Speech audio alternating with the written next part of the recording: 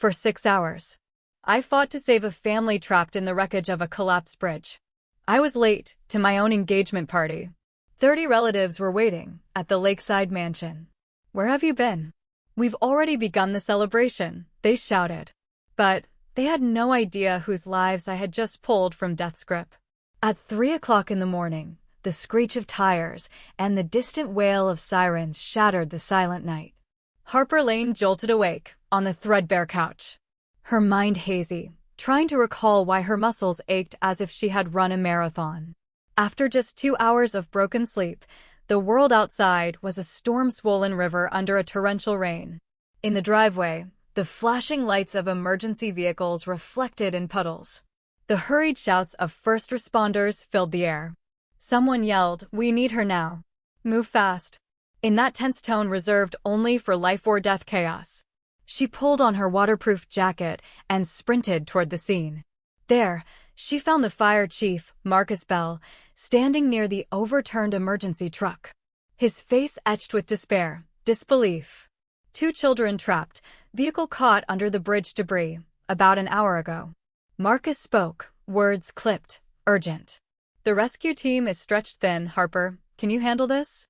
She nodded immediately, even as a flash of her personal life flickered, her engagement party, the lakefront deck, her family fussing over decorations, and her fiancé, Owen, pacing nervously in his suit. "I can do it," Harper said firmly. "But isn't your celebration tonight?" Marcus hesitated. "I'll make it," she snapped, already running toward the rescue equipment. On the bridge, a man in a soaked blazer paced nervously, shouting instructions into a radio. He looked monumental, yet completely lost, as if the ground beneath him had dissolved. In the wreckage lay a young boy, so pale and soaked from the rain that he seemed carved from stone. Harper grabbed the safety charts, the paramedics thrust into her hands. Her heart tightened.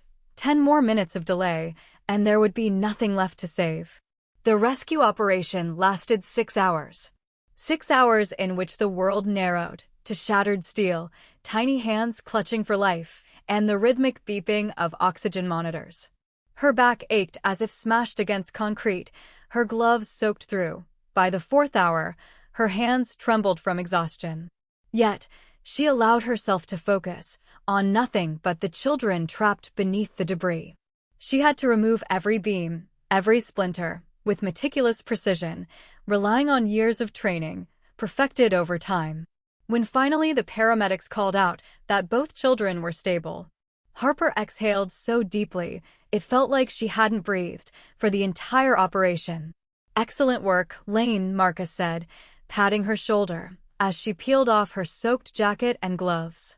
"You brought them back. Now get to your party." One of the firefighters handed her a drenched phone. The screen, flooded with missed calls, unknown numbers, likely Owen's relatives already gathering by the mansion. "At least 30 calls. I know tonight is your big evening. Go." "Thanks," Harper replied. She didn't call back. Explaining over the phone was impossible. She changed, under a tarpaulin, fingers stiff from hours of labor, struggling with the buttons of her engagement dress. The gown, simple, light, chosen so she could manage it alone.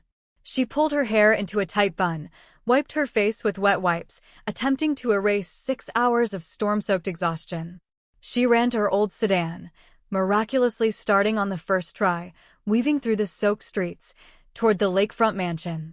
She mentally rehearsed how to explain herself to Owen.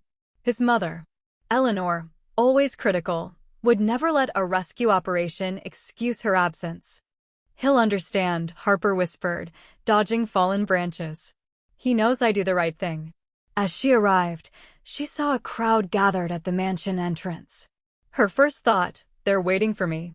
But Eleanor emerged, arms crossed, flanked by relatives, her expression severe. Harper realized this wasn't a greeting. "We spent a fortune preparing for tonight. Where have you been?" Eleanor's voice trembled with suppressed fury. "Do you think you're the only one who matters?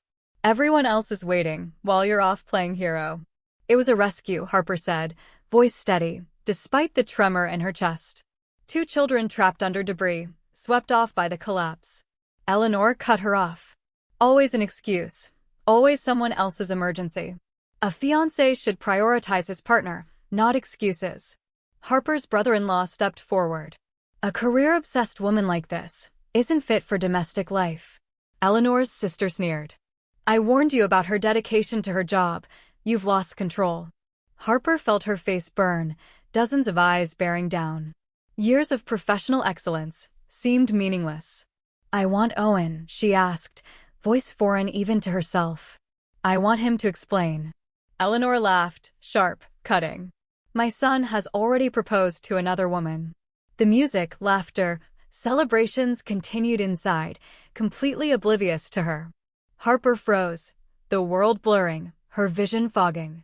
She remembered Owen kneeling before her, promising protection, pride in her choices.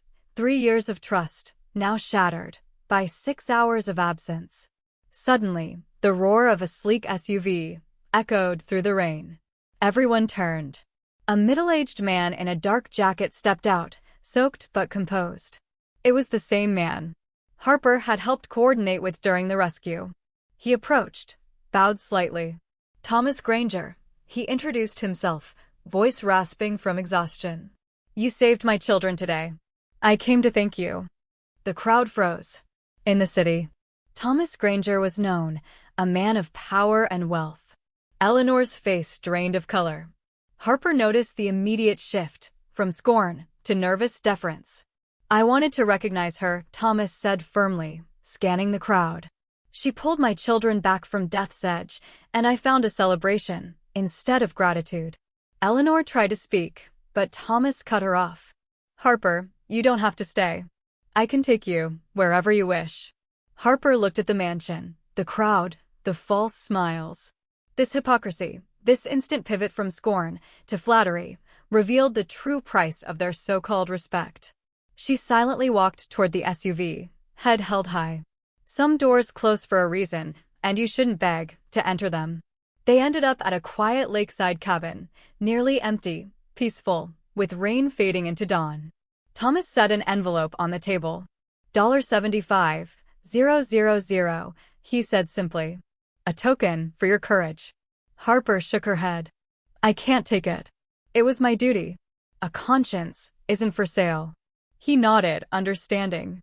I wanted to honor you at your engagement, but you saved lives instead. That's more than enough. She smiled faintly, bitter but relieved. Her mother arrived soon after, warm and worried. Harper recounted the rescue, the confrontation, Owen's absence, and Thomas's arrival.